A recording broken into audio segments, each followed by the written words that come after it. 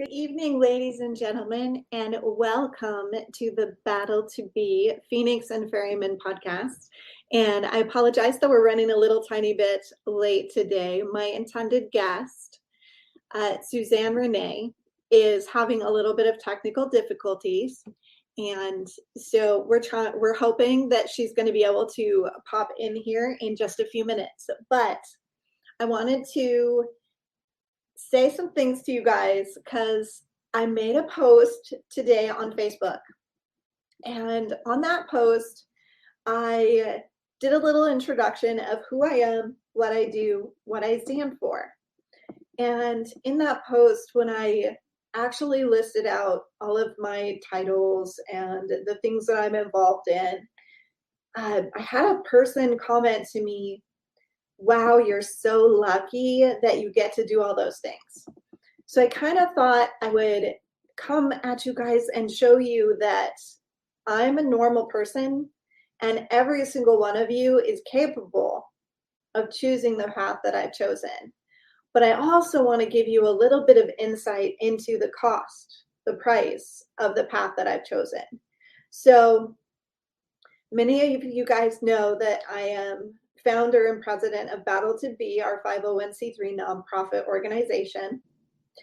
And I am also involved in another organization called Global Healing Right Now, which helps survivors of childhood abuse tell their stories and find their voice, speak their truth.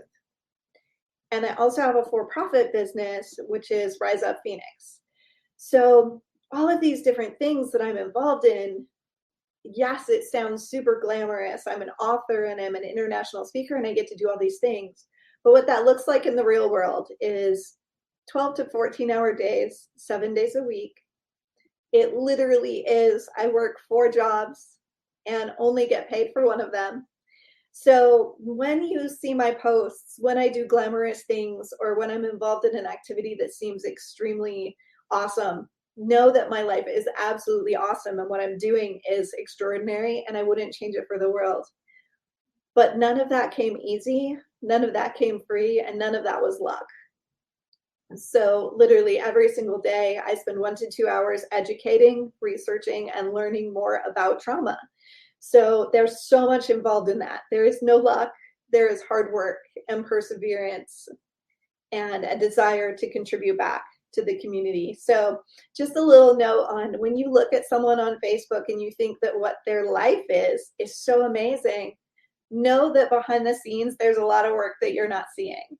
So I think we've got Suzanne here, so I'm going to bring her on board, and she is author of Conquering the Undertow. Hi. Hi. I made it. Oh, we've had so many technical difficulties today. It's so funny, but I've never had anyone's audio not work. I just do charades a little bit, Besides, which device do I need to be on right now? Exactly. So you only recently published your book, correct? Yes, I published in October 10th, actually. How has that been for you? What has that experience been like? It's been probably every possible emotion that you could experience. Definitely a lot of just surprise. I think for a long time I didn't think anyone would actually want to. I said to myself, who's ever going to want to read my story? Whoever's going to want to hear my story. And the moment when people reach out to me and tell me like, oh, I thought it was only, my family that dealt with grief in that way. Or I thought I was the only one that felt that way. And the fact that I'm able to make an impact on people in that way just takes my breath away. Honestly, when I wrote the book, that's all I ever wanted was for other people to be able to say, I feel less alone because of what you shared in this story. That is so important. That concept, that's the whole reason that we're here. That idea that we're not alone in everything that we go through, no matter how horrific it is, no matter how extraordinary it seems, we're never, ever alone. So can you tell us a little bit, without going to your traumas, tell us a little bit about what you have overcome and what challenges you faced? Absolutely. So, sorry. When I was 25, I lost my dad to a heart attack, and then as I was starting to actually move a little process and feel like maybe life could be possibly be normal, I lost my brother to suicide. And I said to myself at the time, I said, I hope bad things don't come in threes. And then the following January, so pretty much almost about a year after I lost my dad, I was all happy that I was finally able to, go out and go out to a bar and try to have some semblance of normalcy. I was, in my mid-20s, and I went out one night and I was sexually assaulted. So by the time all three of those were done, I really didn't have enough time in between each of them to kind of process what happened to the one before. I didn't realize until years later the impact that those three together really made on me. I think our society doesn't do a very good job of preparing us for understanding what the aftermath of a traumatic experience is. Absolutely. I think we need to do a better job of giving people an understanding of what post-traumatic stress is and how that shows up in our lives. So you're a perfect example of exactly where that need comes into play. You probably had, like, it hit you and you had no idea. Yeah. I know, no idea. And that's something I'm really passionate about, is the idea of community help. I don't like this concept of self-help because it puts a lot on the individual, and people would say to me, oh, you should get help. You should go to therapy. You should do this. You should do that. But when you don't even feel the strength to like get out of bed that day, the idea of having to even, I mean, now it's a lot more streamlined with, the internet and things like that. But even today, I have friends who tell me, where do I even start finding somebody? You go on the internet and there's 8,000 therapists out there. And it's almost like these days we have too many options and no one really knows kind of where to, start with it. But a lot of this happened in like 2007, 2008, where it wasn't so major. But even then, I just kind of felt very much I was on my own. Even after I lost my dad, my friends would try to be there for me, but they were 25. They had no idea what to say to somebody. Or even now, I realized I had a friend that lost her mom, and what came to my mind was say to her was, sorry for your loss. And I said that at first, and then I was like, you know what? I'm one of those people who speaks about how that's not enough. I need to be the one that pushes myself a little further. And I really went online and tried to find out what else I can do. And one of the big things they said was really listen to the person, because a lot of times they'll tell you what they need. And she told me, I don't even have the energy to cook my kids dinner. I'm exhausted. So I got together with a few friends and we sent her lunch for a few days, and it just made her whole day. But it's because I didn't just put it on her of like, I hope she feels better. I really took as if it was my loss too. And I think when it comes to a lot of post-traumatic stress, people don't take it in the way of that's my burden or my experience to carry. They're kind of like, well, you deal with it. You figure out a solution. I don't know how to help you. Right. Oh, agreed. Or I'm afraid to help you, or I'm afraid to say something that will make you angry. Mm-hmm. I don't know what to do. So much of that. Totally. So your focus is primarily on grief and overcoming that. And I believe, if I read your stuff correctly, you're working with clients now also in coaching. Is that correct? Yes, grief, but grief, depression, and just sexual, assault and things like that as well. I think my main passion though really is the depression, especially in young people. I lost years later after all that happened. I lost a friend to suicide, and I got to the point that I was pretty rock bottom myself. So really, that I think a lot of people are really getting more into the idea of the quarter life crisis, and that a lot of people who are like, oh, you're in your 20s, it's the best time of your life, but it's not. It's a really difficult time to figure out what you should do and really learning to trust yourself. Right. Your 20s is when you step out. You have to be responsible for everything. You have to make your life choices. You deal with primary relationships. Oftentimes you deal with the grief of leaving your parents and having to discover a new world where you're not supported in the same way. There's so much that happens in our 20s. And in the United States, we don't have any forms of ritual transition. We don't create any celebration of transformation. We don't make it a rite of passage. it just happens. You're just dropped and it's like, good luck. Yeah. All of a sudden you're alone. And then what? So it's a huge, huge time of change. And change can either feel good or change can feel bad.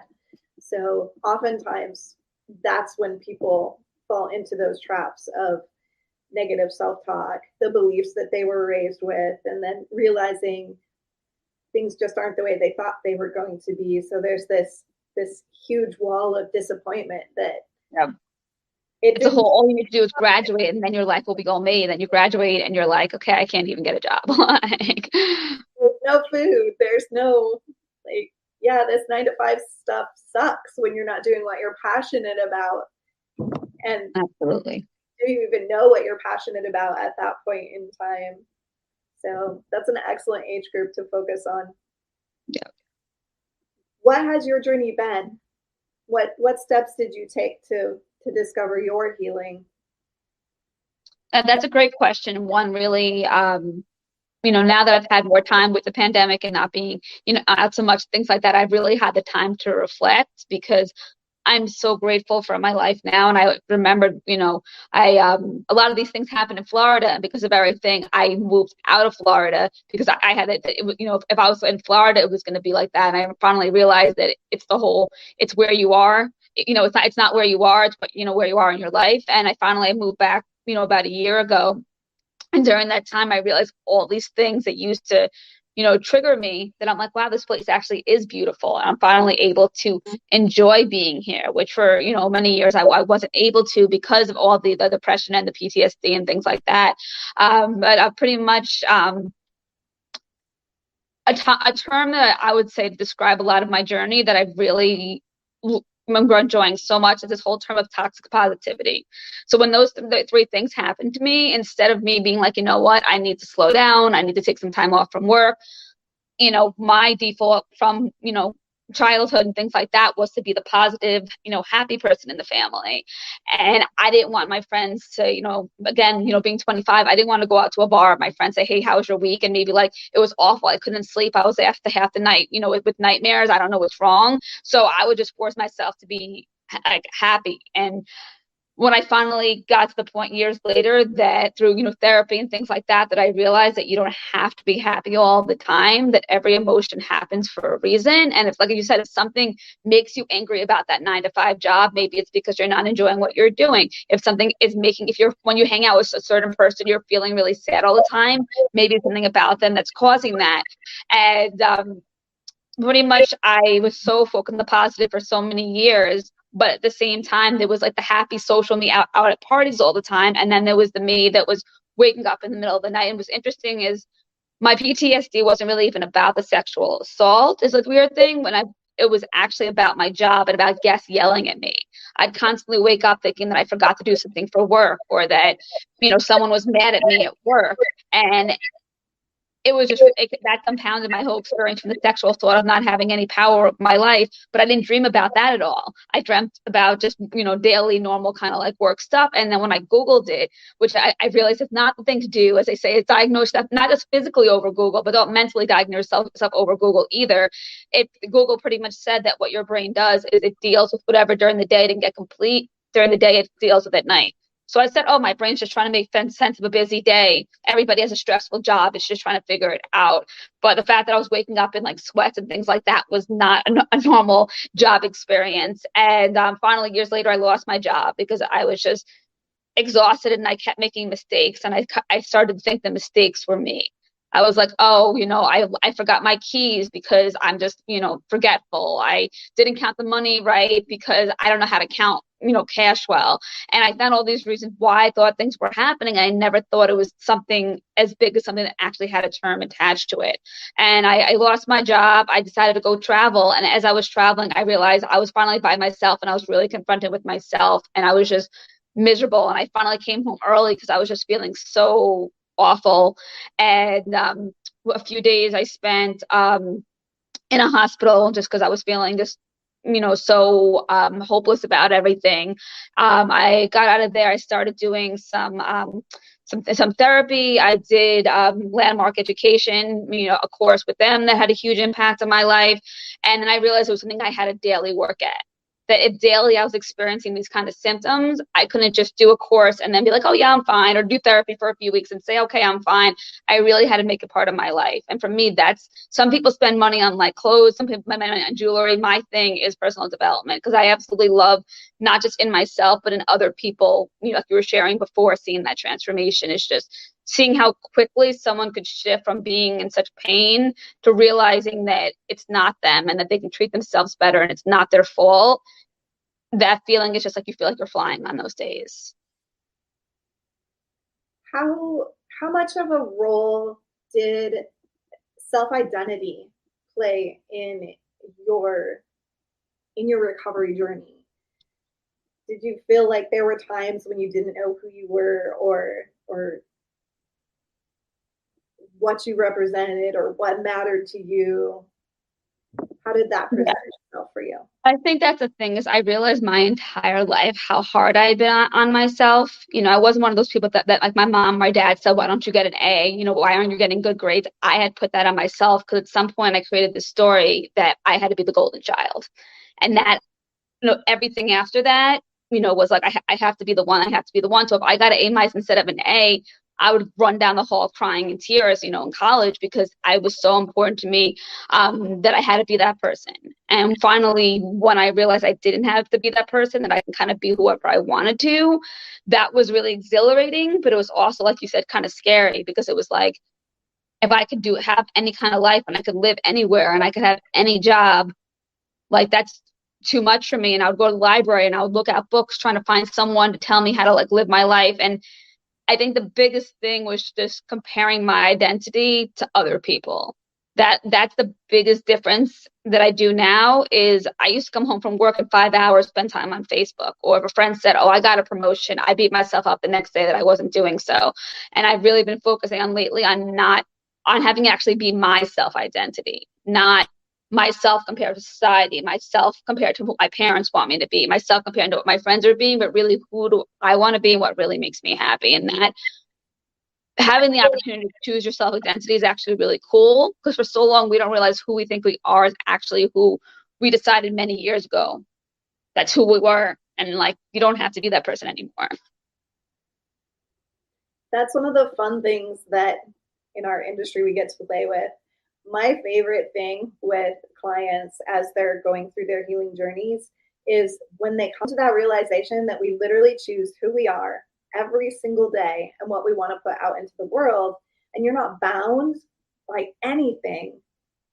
If who you were yesterday didn't suit you, you can shift that a little bit. You can move that closer to what's in alignment with you, or with your core values and your core needs. You have the ability to adjust and change anything that you don't like about what you're putting out into the world. So it's a extraordinarily powerful, and definitely, as you say, it can be a really scary place to be at first. But when you learn how to use it, and when you maximize that, and you can be present in your here and now every single day, putting out what you want to be, it's liberating. There's a freedom to that. So do you notice now when you go on Facebook that it's much less emotional, that you don't feel weighed down as much by all the drama and other people's, those comparisons with other people? Well, I think with that, I've done certain things. One is that I've chosen to have really positive mindset kind of people on my Facebook now. So I've actually intentionally made the decision. I'm not going to expose myself to these people if I don't want to. Well, before it was kind of like, okay, I had no option. This is how it is of really having that choice. And also I just don't spend as much time like scrolling and looking at their pictures and wondering how great their perfect life is, like kind of like you were sharing before. And I'll look at them, they have 2 kids now, how come I can't meet anybody? I really, as soon as I start to notice that, like, oh, I'm starting to wonder if their life's better than mine, then I go and I do something else, because I know that's not a good place to be, and it doesn't change my life at all, and it just makes me feel like not great about myself. So I think one of the things in the book, I have different transformative tips, and one of them is really noticing what you utilize social media for. Now, honestly, I use it more to post things up that are positive, that I'm hoping help other people that are dealing with stuff. And then after I post whatever it is, then I'll sign offline. I don't need to spend an hour on there. It doesn't, do anything. So you mentioned your book. Are there a couple other tips that you'd like to give our audience? Absolutely. My favorite definitely is Feel It to Heal It. And it's something so small. And when I was told this years ago, I was like, oh yeah, it's a nice concept. But I've really delved into really like living that way every day. And then even if the feelings are, scary or hard or whatever else, I know that avoiding your feelings because they're difficult is the worst thing that you can do. Because I only wanted to experience, like I said before, the happy feelings, and anything that was bad, I almost felt guilty for feeling angry or feeling sad, because it was like, nope, I shouldn't be angry. I should be happy. Why am I feeling this way? I'm going to move on. I'm going to forget about it. And then it stays within you. And I really, that idea of releasing and saying it's okay to release this feeling. It's okay to not be mad at myself for being mad. Like if I'm mad, it's okay to be mad. I think that, and also just slowing down. I think that's one that they say after trauma that a lot of people don't slow down, because it's almost like the trauma is still chasing them, and they're afraid that if they slow down, that the trauma is going to, kind of get you in that way. And I would go to the beach, I would go to yoga, I would try to do things to people in this world say relax, and it wasn't relaxing to me, because I was feeling bad for slowing down. It was in the back of my head. It was like, you shouldn't be at the beach. You should be doing something. You should be productive. You should be food shopping, and really giving myself the space. Say, you know what? If it's a Saturday and I do absolutely nothing, and all I do is I stay home and I walk around the neighborhood, like that's okay. You don't have to always be doing something. You could just be taking a moment to write a poem or write a book, and that, like, that's the interesting thing that they actually say between men, like men and women, a lot of times, is that when a man's doing nothing, he sees it as something. But when a woman's doing nothing, they feel bad they're doing nothing. And that really opened my eyes to people in general, of how often we don't allow ourselves just to do nothing because we think it's like a bad thing, but it actually kind of helps recharge you and rejuvenate you there as well. And also really just kind of observe and be aware of yourself. Like you were saying before, if you feel that way every day, that you can change, and that you feel stuck, and you feel like you already know what tomorrow is going to bring, and that's how the rest of your life is going to be, to me, that's a sign that you need to stop and really look at what it is that's making you feel stuck. Because to me, that's the worst feeling anyone can ever experience, is a feeling of stuck, a feeling like, I have no power of my life. This is how it is. I'm stuck in this job. I'm stuck in this relationship. I'm stuck living in this house. And that's the moment I feel like when you should reach out to someone, even if it's just a friend, and say, I'm feeling really like stuck today. Can we do something to shake up my day? Can we go out to dinner? Can we do something just so I don't feel like this day is the same day as the one before and the one before? Because that's one of the hard things about PTSD, is your day never ends. After you finish work, after you finish whatever, you go to bed and you're still reliving that same day or that past experience. And you never really feel like it's a new day. And to me, that's the best gift I ever gave myself, was finding a way to actually have a new day. Because people take that for granted. So many people don't realize that a lot of us don't wake up every day feeling it's a new day. And that's just really difficult to live with every day. Right. Missing that sense of calm and that peace and that of, and letting your mind rest. Like, I don't have to think for a second. That's okay. Let the air in. It's, my audience is really, really aware of what PTSD does to your nervous system. But for viewers out there that may not know, this feeling, this sensory experience that she's describing is literally caused by the nervous system being stuck, basically in a hypervigilant state. So if you were to imagine that you're like camping out in the woods and there's a stick that breaks, and that moment when your heart rate increases and you're just alert and you're looking around and you're going, what's that? There's something out there. That slight sensation of awareness that there may be danger is something that underlies every moment for people who are living with PTSD. They don't get that restful state of calm that so many of us take for granted. So rest, peace, calm is uncomfortable when you first find that again. When you get through the experience of that hypervigilance and you can rest. have you noticed that experience that sometimes the calm is uncomfortable, or that it you're having to adapt to the new silence that's happening? Yeah, I definitely something that I've really started to enjoy is just breathing, because I realized, like you were saying, when your nervous system gets that way, what I was not doing for a very long time was breathing, and that's something that is sometimes like strange to me, to just stop and just be like. But after I do, I feel so much better that I let myself get through that moment of kind of feeling a little bit awkward about just being with myself for that minute, because I know after, it's kind of like you exercise. Like, you don't love to exercise, but you like that feeling after, that high after. For me, that's what breathing is. It's taking that moment to do that. And less now, but definitely at first, it felt almost like unsafe. And the same thing with slowing down, that, a lot of things that I've read, that they said people start to feel they're so used to having that hypervigilant state that you almost feel like uncomfortable not being busy. And I think that was the hardest thing for me. Was I used to, like, work 10 hours and then I'd go out to a bar for 5 hours so that I didn't have to have any like downtime. And once I actually had that time of just sitting in my apartment, at first I was like, oh, it's so boring. I'm so bored. And then my friend said, maybe bored is a good thing. Says being bored is better than being overwhelmed and stressed out and exhausted. And I started to embrace it as such. I said, I think it's really not judging that uncomfortable state, because it's very easy to say, this is awkward, this is uncomfortable, this is bad.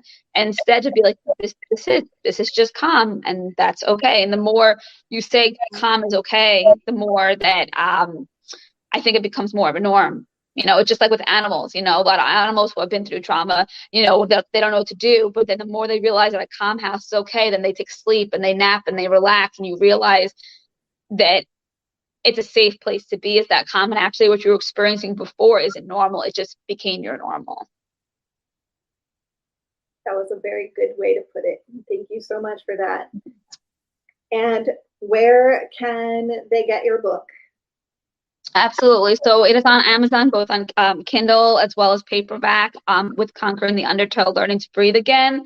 And what I really enjoy about the book is that, it does obviously have a memoir component where I share a lot of the things that I shared about tonight, but I'm kind of just a representative. A lot of people out there that had something happen they did not expect to happen, and then had no idea what to do, and even if you try so hard to get through it, you often feel that undertow feeling that you start to get up, you stand up, you have one good day, and then you're dragged back down. So throughout each chapter, it has a tip of what you can kind of try out in your life, and they're really simple, easy things, like taking time each day to tell someone something you're grateful for. Those little things, if you put them together and you make them habits, they actually can be very life-changing.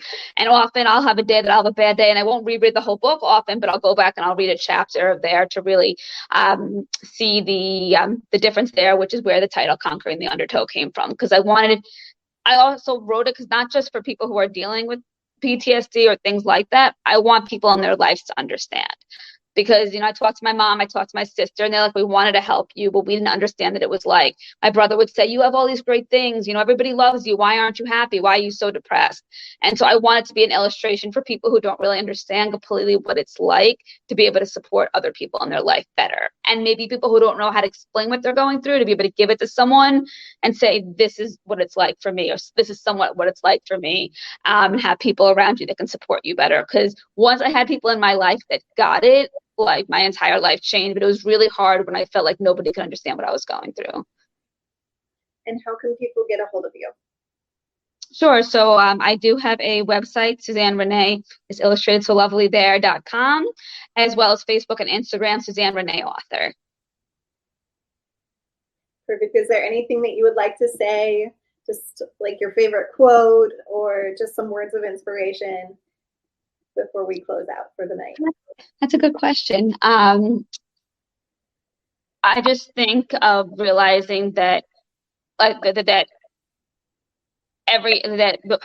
they say, I like the quote, you can have a bad, just because you have a bad day doesn't mean you have a bad life.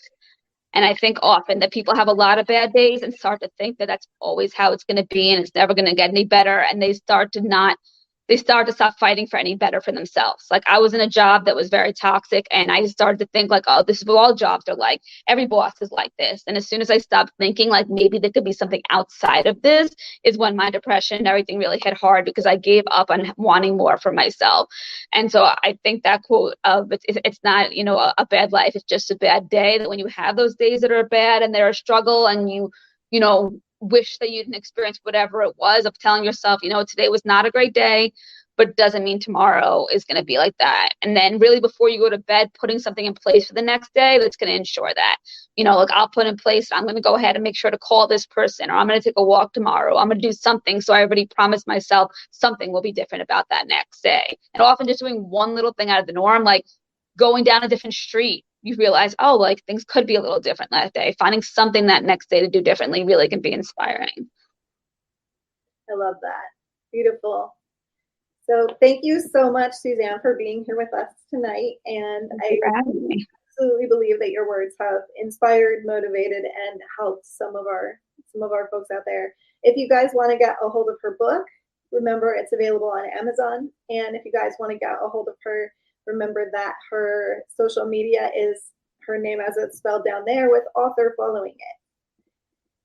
Thank you so much for being here with us tonight. I think it was a very interesting show.